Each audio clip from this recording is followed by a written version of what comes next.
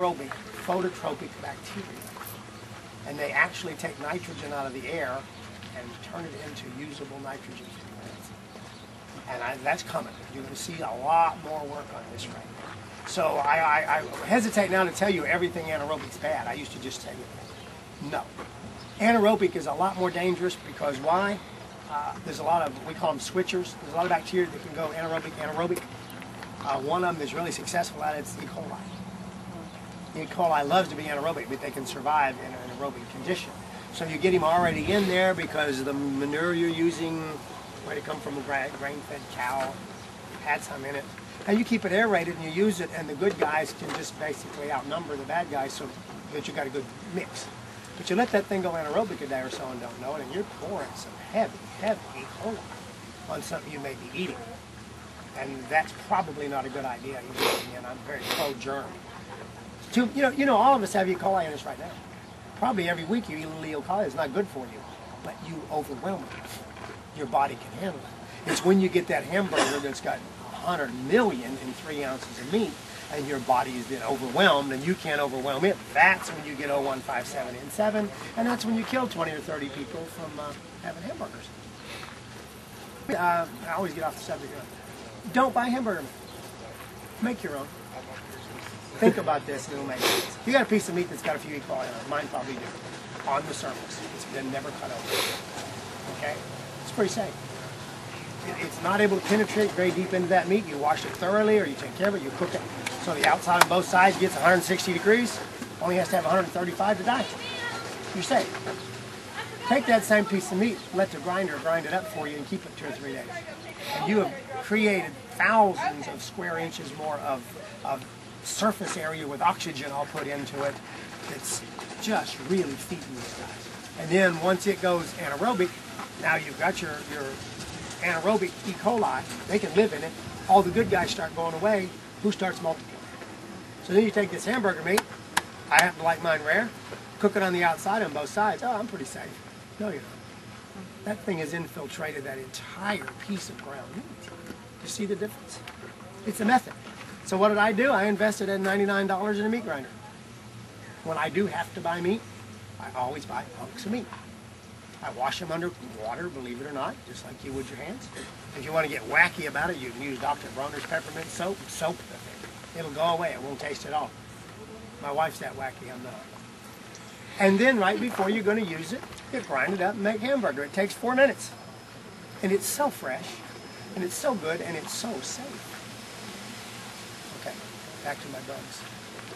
Anyway, unless anyone has specific questions, I got some tea I can give away till I run out.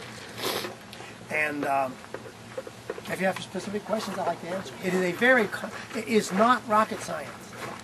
It's a very simple thing that everybody can do. They can learn to do it in 15 minutes. And it takes you 10 minutes to put together. And if you have a little garden like me, 15 minutes the next day to put it out. It's not time consuming. And it's very, very safe for you and very good for you. The stuff we're getting right now, I don't think one of us will be ready to go home after 4 o'clock and get out the spray. But how long could I keep that before it begins to deteriorate? All right, it began deteriorating when you took it out, but very slow. For the first 3 to 4 hours, you keep about 95 or 96% of everybody in there alive. Then for each hour after that, above 80 degrees, it probably is today, you start losing 1 or 2% of those bugs. But remember, it's kind of algebraic. When you lose 2, then you start losing 4, then you start losing 8. So after 6 to 8 hours, it doesn't have a lot left in it that's very good. I still don't think it's dangerous. It's not anaerobic, but you just don't have any good bugs left. So I give you 6 to 8 hours. I always try to do it 4. And actually, I don't try to do it. I bought a $9.95 aquarium that runs on 2 AA batteries. If I'm going to be out sitting somewhere, I take the gallons or whatever I've got, and I throw that, there's not electricity, and I run the air pump. Think about this. If that air pump will keep minnows alive in a 5-gallon bucket, it'll keep microbes alive in your 5 gallons. They both need about 5 to 6 parts per million of oxygen to be a happy camper. If you get less, they start dying. If you get less when you're fishing, your minnows start surfacing. Not enough oxygen. But it'll keep it for a good long time then. I've even got these guys using them commercially, like Sandy Oaks. okay, they now are putting aerators, battery run, right in their sprayers. So if they had to have 4 or 5 hours before they get it sprayed out, get this big bubbling air spray, and it's kind of keeping everything moving, keeping everybody happy, keeping the oxygen in there. And you can do little miniature ideas of that of your own in many ways. There's even a lady, I've not tried hers yet, she actually makes a gallon at a time. In a little gallon jug with a little tiny air stone. And all she needs, because she's an elderly lady, lives in an apartment, she loves tea, and I'm going to steal her idea, I'll tell you all how to do it. It's just the cutest little tea maker in the world. And it's a gallon milk jug with a little air stone dropped in the bottom, and she takes a couple teaspoons of the material and puts it in a tea bag. Well, not even a bag, what do you call those things? The old ladies used to use? Yeah. Tea-ball. And she drops it in there, and then she makes her tea. How much tea per gallon per square? What they recommend is 5 gallons of concentrate per acre, minimum. I would recommend 10 gallons per acre, because most people don't have an acre to work with.